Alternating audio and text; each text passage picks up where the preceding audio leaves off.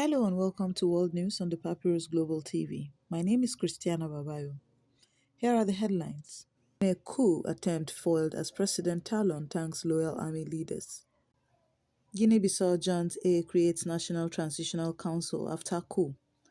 South Africa withdraws 90-day visa exemption for Palestinians over exploitation fears.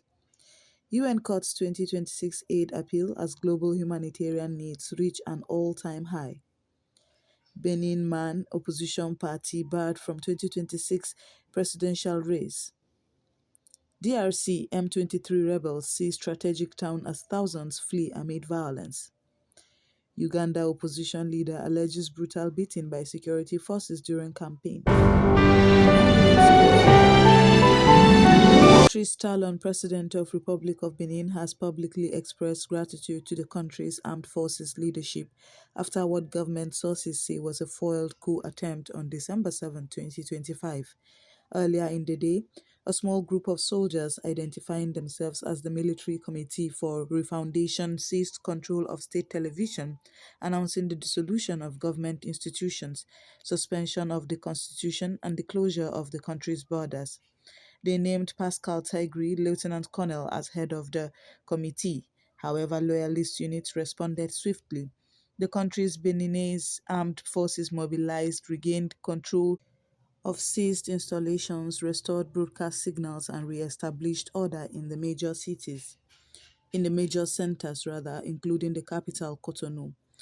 The government, via Interior Minister Alassane Seydu, declared the coup attempt foiled. In a television address Sunday evening, Talon thanked the Republican and loyal officers and soldiers who acted to defend constitutional order. He said the coup, which he described as treachery, would not go unpunished and pledged efforts to rescue any remaining hostages. According to local media, 13 soldiers have been detained so far, though it remains unclear whether the alleged ringleader was among them. The episode has triggered regional alarm. The ECOWAS, Economic Community of West African States, condemned the attempt and pledged support for Benin's constitutional order under the terms of a request from Cotonou.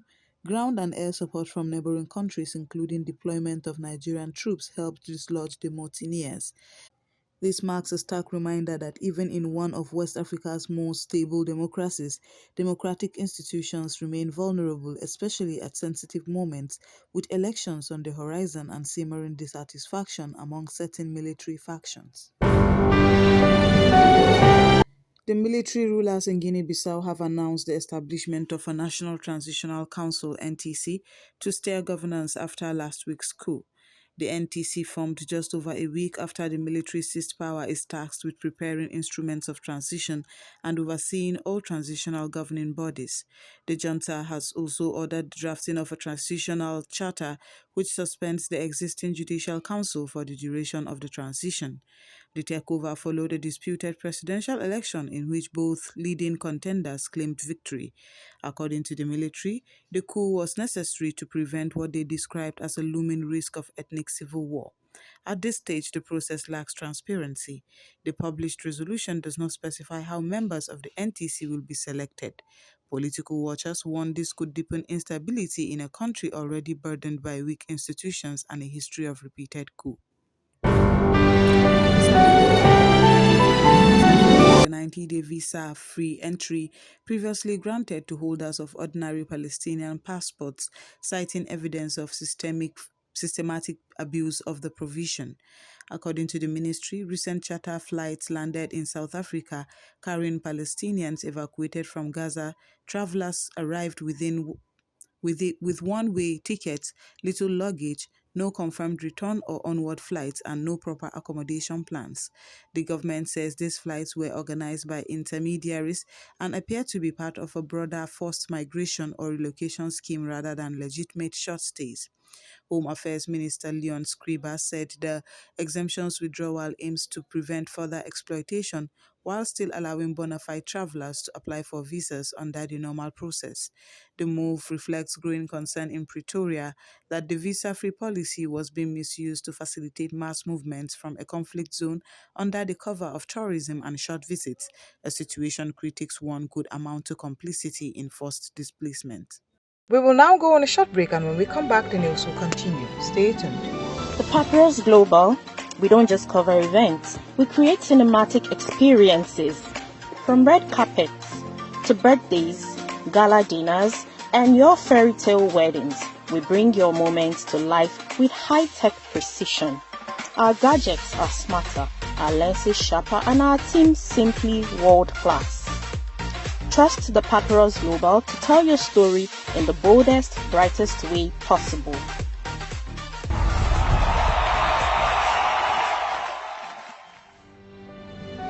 Welcome back, and now the news will continue.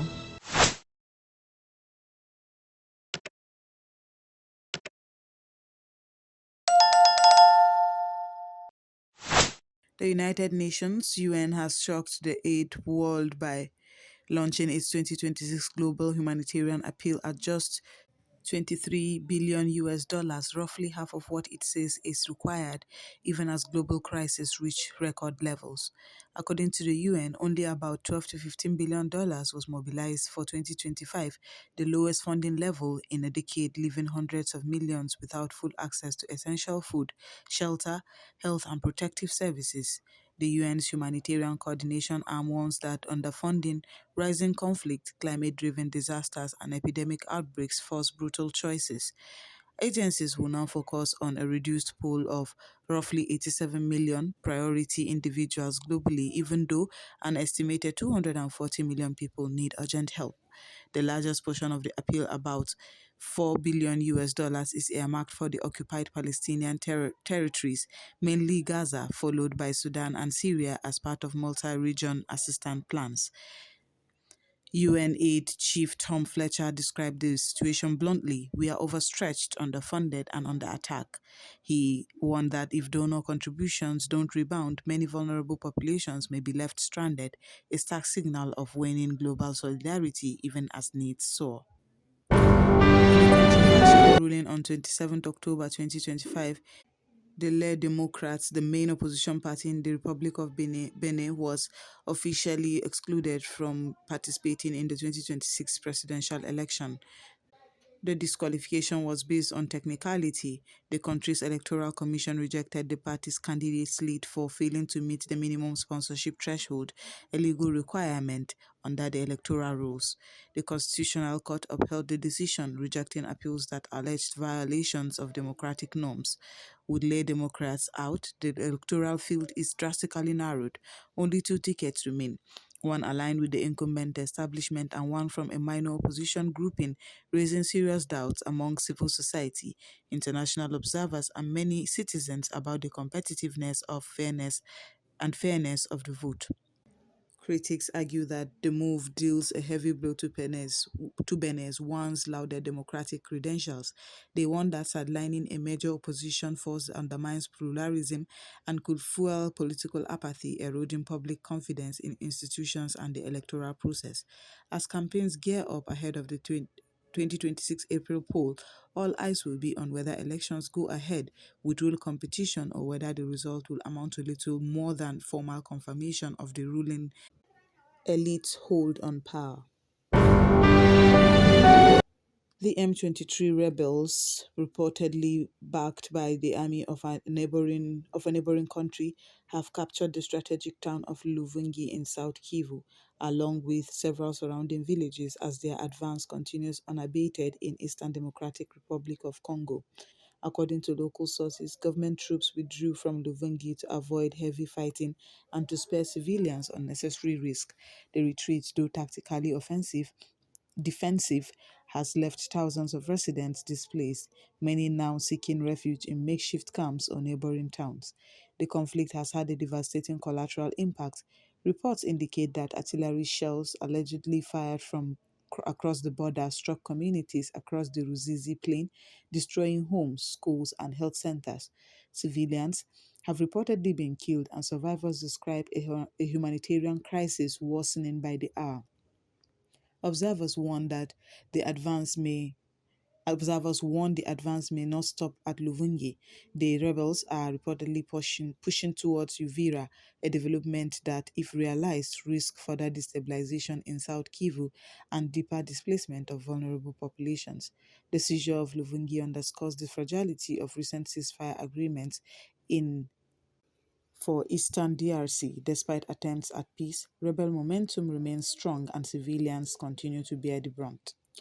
Bobi Wine, the presidential candidate in Uganda, says he was physically assaulted by security forces along with his aides and supporters while campaigning in the northern city of Gulu, an alarming escalation in violence just weeks ahead of the January 2026 election.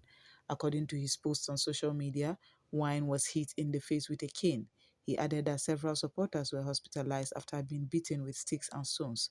Campaign materials were destroyed, and a video he shared appears to show uniformed security personnel violently dispersing the crowd. The official response has been predictable. The military spokesman, Chris Magezi, defended the intervention, alleging that Wine's team held an illegal procession and violated campaign time limits. A police spokesperson could not be reached for comment. The backlash has not stayed local. The United Nations Human Rights Office has condemned the incident as part of an intensifying crackdown on opposition groups. According to OHCHR, at least 550 supporters of Wine's party have been detained in 2025 alone, raising serious concerns about the fairness and safety of the upcoming electoral process. The episode signals a dangerous trend. As Uganda's election draws near, political competition appears increasingly fraught with violence and repression emerging as potent tools of power. And that's all we have on World News on the Papyrus Global TV. My name is Christiana Babayo. Thanks for joining us.